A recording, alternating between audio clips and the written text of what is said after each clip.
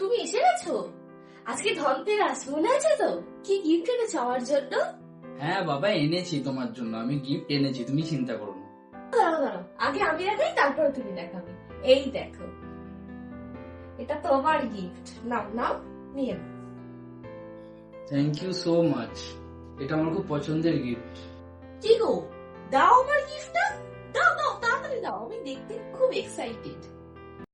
দেখো, আমি তো তোমার জন্য সেরকম কিছু আনতে পারিনি, আমি যতটা পেরেছি তোমার চেষ্টা করেছি আনার।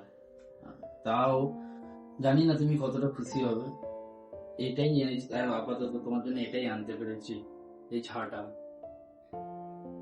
ছাতা এনেছো তো কি হয়েছে? সবাই তো কেনে, রাস্তায় কত ভিড় জানো এই ছাতা কেনার জন্য। আর এটা তো ভালো, এটাকে তো শুভ মানা হয়, অসুবিধার কি আছে? যেটাই আনবে সেটাই ভালো, অসুবিধার কিছু নেই। যাও, অত টেনশন করে লাভ নেই।